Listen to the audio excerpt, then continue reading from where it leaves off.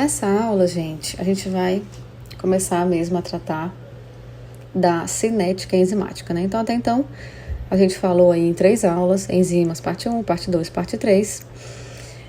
E aqui a gente vai entrar mais no assunto de cinética enzimática propriamente dita, que é o quê? É o estudo da velocidade da reação enzimática e como que ela, né, essa velocidade se altera em função de diferentes parâmetros. Tudo bem?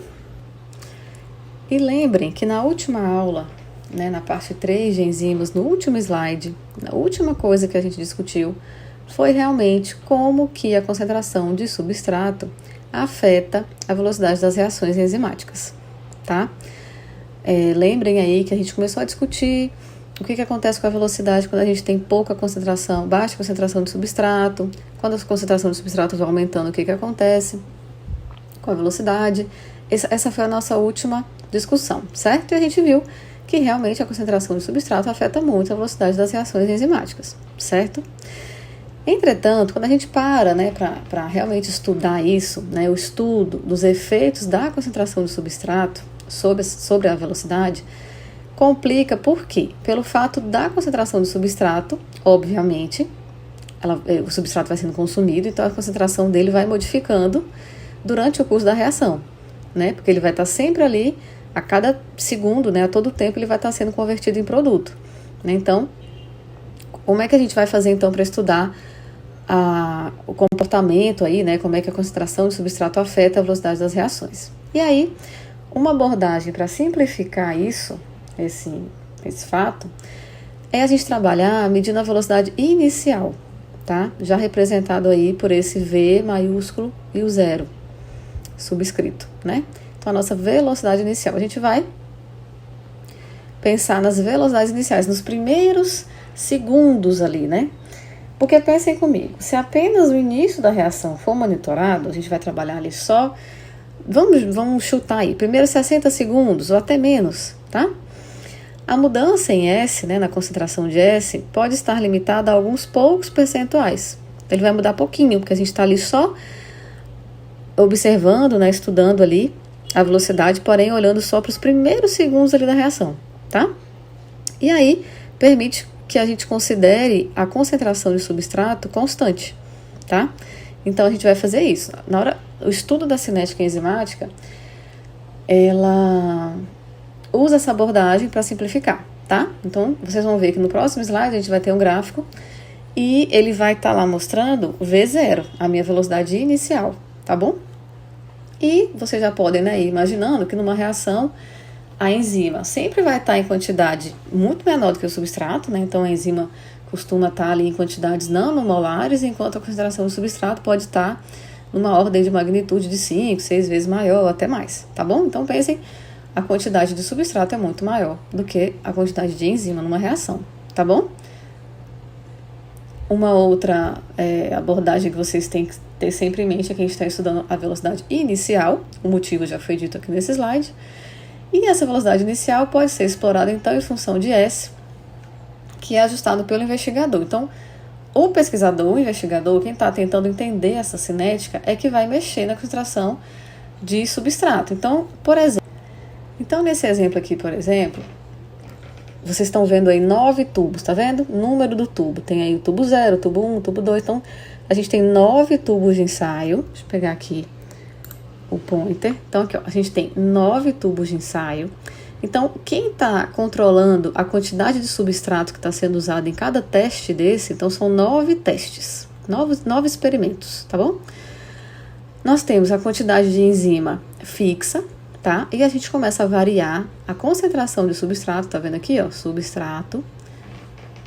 A gente começa a variar essa concentração de substrato para entender como é o resultado na velocidade, o que acontece como resultado aí na velocidade. Então, vamos lá.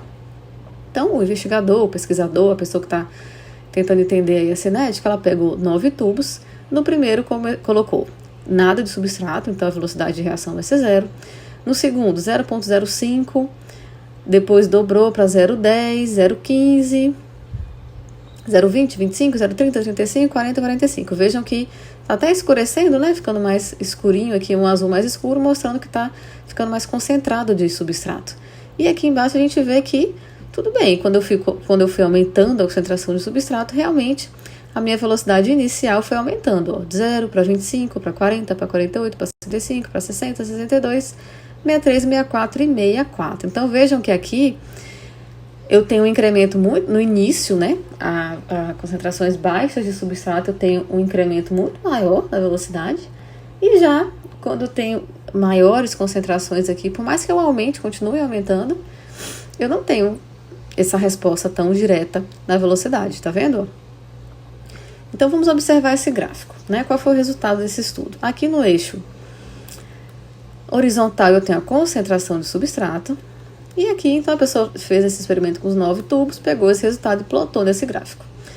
Então, a gente tem substrato versus, olha o que tem aqui nesse eixo, a velocidade inicial. Como a gente já comentou no slide anterior, a gente trabalha com velocidades iniciais para a gente simplificar, né? Porque a gente sabe que o substrato vai ser sempre consumindo, virando produto, então ficaria mais complicado. Então, a gente simplifica estudando aí, né, dando foco na velocidade inicial. Então aqui a gente tem a velocidade inicial de formação do produto V0. Veja bem, há baixas, né, em concentrações aqui relativamente baixas de substrato, veja que o V0, a velocidade inicial, aumenta quase que linearmente. Ó. Nesse primeiro trecho aqui do gráfico, a gente pode dizer que sim, que a velocidade inicial aumenta quase que linearmente aqui com o aumento de substrato, correto? Agora, quando eu vou aumentando as concentrações de substrato, o V0 aumenta, sim, mas ele aumenta em pequenas quantidades em resposta ao aumento do substrato, tá vendo? Não é mais linear. A gente não tá vendo um gráfico reto aqui para cima, tá vendo? Ele não tá fazendo isso, ele tá já decaindo mais aqui. Então, de fato, a gente vai aumentando a concentração de substrato, a gente tem, sim, um aumento da velocidade inicial, porém, em quantidades menores, né? Aumenta, mas aumenta em pequenas quantidades. E se a gente continuar aumentando, que já é mais aqui para o final, ó, a gente vai ver que, enfim, vai ser atingido um ponto, além do qual, se a gente continuar aumentando o substrato, leva a um aumento insignificante, né, na velocidade inicial. Então vejam que aqui ele sai de 62 para 63, para 64 e permanece em 64, tá vendo? Se a gente continua aumentando ainda mais a concentração de substrato, a gente observa que vai chegando num platô, né? Realmente o aumento na velocidade aqui nessa região é pequeníssima, né? É quase insignificante e chega realmente num platô, que é o que a gente chama aqui, ó, que já está próximo à velocidade máxima, que está escrito aqui embaixo, um V maiúsculo com um max aqui. Então aqui já está próximo, né? Já está bem próximo da nossa velocidade máxima que eu posso alcançar nessa reação com essa concentração de enzima, certo? E aí, para a gente explicar esse comportamento, eu acho essa figurinha aqui muito interessante. O que significa aqui esses azuizinhos e vermelhinhos? Esse Czinho aqui vermelho está representando a enzima e a bolinha azul está representando o substrato, correto? Nesse primeiro momento aqui, ó, a gente tem bastante enzima e um pouquinho de substrato. Então, a gente conseguiu formar aqui 2 complexos enzima-substrato. Se a gente parte lá para os tubos, né, mais à frente do nosso experimento, onde a gente está colocando mais substrato, veja só, deixa eu ver aqui, 1, 2, 3, 4, 5, 6, 7, 8, 9, 10. Tenho 10 enzimas e eu tenho 4 complexos, né, enzima-substrato. 1, 2, 3, 4. E aí, parto ali para os tubos ali mais da direita, né, vou colocar mais substrato ainda, então eu tenho mais bolas azuis. E o que acontece? Todas as enzimas estão complexadas, tá vendo? E aí eu pergunto para vocês, adianta o quê eu colocar mais substrato aqui? Eu continuar aumentando a concentração de substrato sem aumentar a concentração de enzima. Eu não vou ter complexo enzima-substrato formado, então eu não vou. A partir desse ponto aqui eu não consigo mais aumentar a velocidade da reação aumentando a concentração de substrato, tá bom? Então tudo que a gente discutiu no gráfico do slide anterior é explicado em termos dessa formação do complexo ES, do complexo enzima-substrato. Em concentração de substrato baixa, nem todas as moléculas de enzima estão combinadas com o substrato. Já em concentração de substrato alta, todas as moléculas de enzima estarão complexadas com o substrato. O sítio ativo, né, os sítios ativos da enzima estarão saturados, tá bom? E aqui eu juntei, né, a informação dos 2 últimos slides para ficar mais claro para vocês. Aqui no início, né, do meu gráfico, onde eu tenho baixas concentrações de substrato, onde a velocidade inicial cresce, né, aumenta praticamente linearmente com esse aumento do substrato, seria representado aqui por essa situação, né, de baixa concentração de substrato. Aqui, essa segunda bolinha aqui, onde eu tenho formado aqui 4 complexos de enzima substrato, já seria mais ou menos essa região. E essa última figura representa muito bem esse final aqui da minha curva, onde eu já estou chegando bem próxima da velocidade máxima, onde eu já tenho um platô, onde todas as enzimas já estão complexadas com o substrato. Por isso, não adianta eu aumentar mais substrato, porque eu não vou ter enzima para complexar com ele, então eu não tenho mais condição de aumentar a velocidade dessa reação, certo?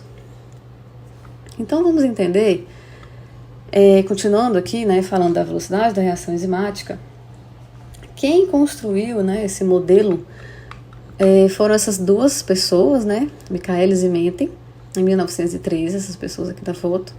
Eles postularam aí esse modelo, onde, o que Michaelis e Menten dizem?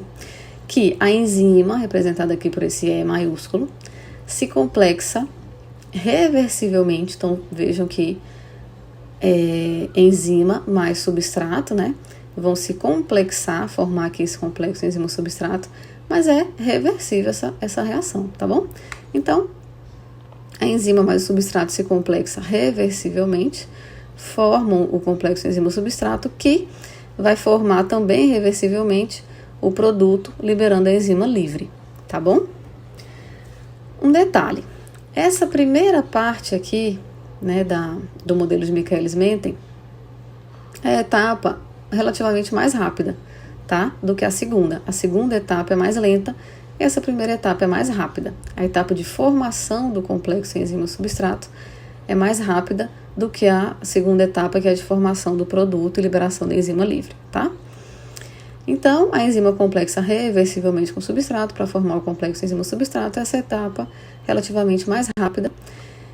E, posteriormente a isso, numa segunda etapa, esse complexo ES é rompido, né, de uma segunda etapa aí mais lenta, fornecendo a enzima livre e o produto, tá bom?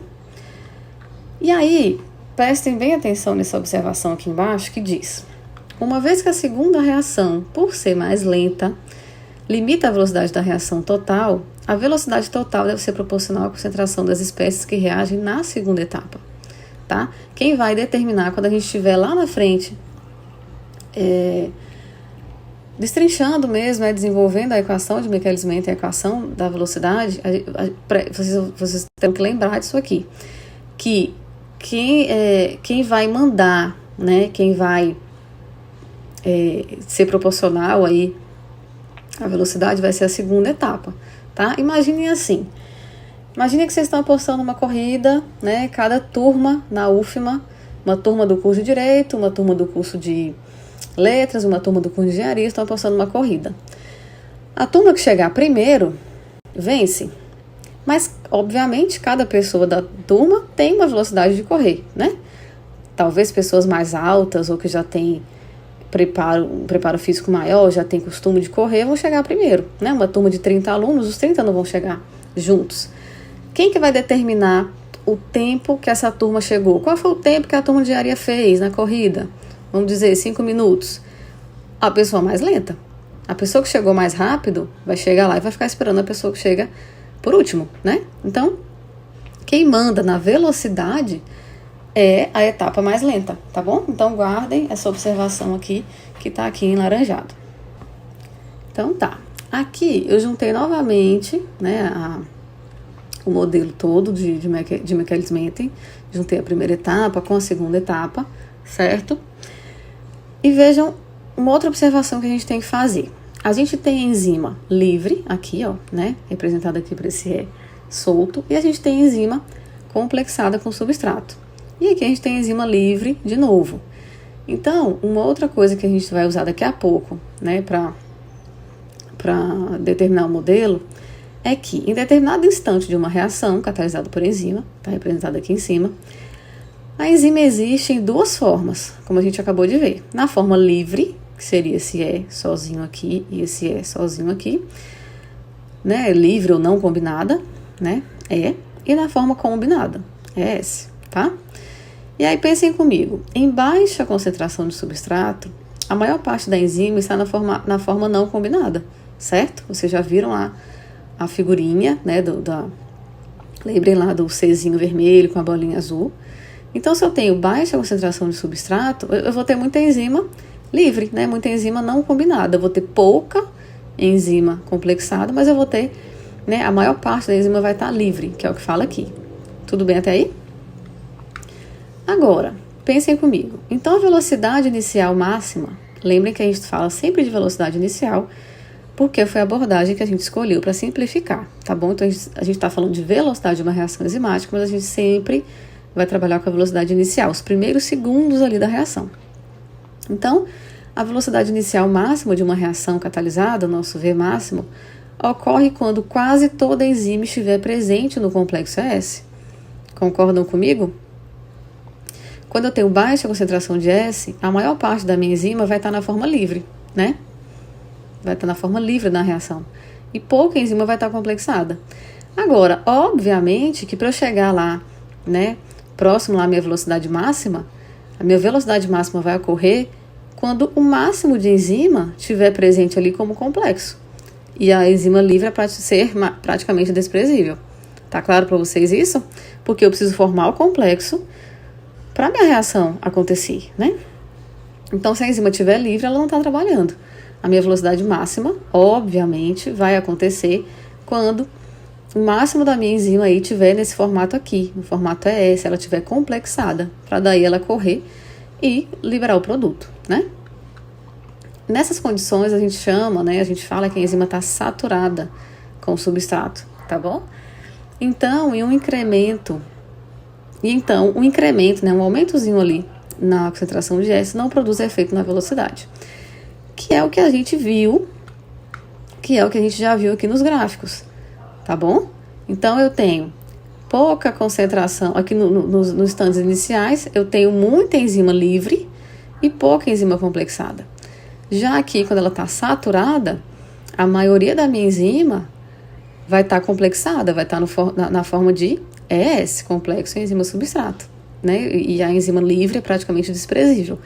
Nesse ponto é onde eu tenho a minha velocidade máxima. E um incremento aqui, um aumento aqui na minha concentração de substratos, não vai me trazer aumento de velocidade, tá? Eu já cheguei na minha velocidade máxima. É onde eu chamo de as enzimas estão saturadas, né? A saturação aí do sítio ativo das enzimas. Dos sítios ativos, todas as enzimas estão ali presentes, tá? Então, ó, essa condição que eu tô falando ocorre quando a concentração de S for alta o suficiente. Então, ela tá aqui, né? Já representada aqui por essa última figura. Então, a concentração de S for alta o suficiente para que, essencialmente, toda a enzima livre se converta nessa forma aqui de complexo S, tá?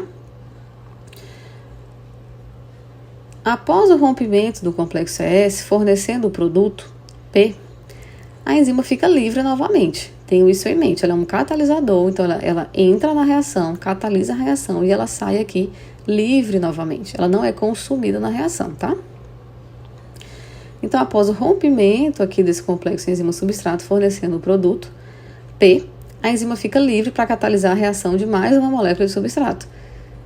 E sob condições saturantes, segue fazendo isso bem rapidamente. Condições saturantes é essa condição aqui, onde eu tenho o máximo de substrato aqui para formar o máximo de complexo enzima-substrato possível, tá? Agora, gente, vale ressaltar, antes da gente continuar falando aí do modelo de Michaelis-Menten, né, da teoria de Michaelis-Menten, que essa teoria é uma simplificação, né, gente? Obviamente que a formação do complexo ES engloba um conjunto enorme de intermediários, né? Por exemplo, a gente não tem só a enzima livre, mais o substrato, formando o complexo enzima-substrato, e a gente já pula para a enzima livre e o produto. Não. Aqui no meio dessa história, né, a gente tem vários intermediários. Aqui nessa figura tá, né, dando um exemplo. Eu posso ter um ES', um EP', depois um EP, para depois eu finalizar aqui minha reação com a formação de produto e a enzima. Só tenho isso em mente, que a gente está simplificando. A teoria de Michaelis-Menten é uma simplificação, mas obviamente que teria aí um conjunto, né, enorme de intermediários que a gente está desconsiderando, a gente está pulando, simplificando para chegar mais facilmente aí no nosso modelo. A nossa próxima aula a gente vai continuar a partir desse exato slide aqui, tá bom? A gente vai começar a entender quais foram as considerações que Michaelis-Menten fizeram para chegar na equação da velocidade, tá? A gente vai partir dessa representação aqui, enzima se complexando reversivelmente com substrato para formar o complexo ES, complexo enzima-substrato, que reversivelmente também vai produzir aqui o produto e liberar a enzima livre. E a gente vai ver cada consideração aí em detalhes que Michaelis e Menten tomaram, né, fizeram, para a gente alcançar a equação de velocidade, ok?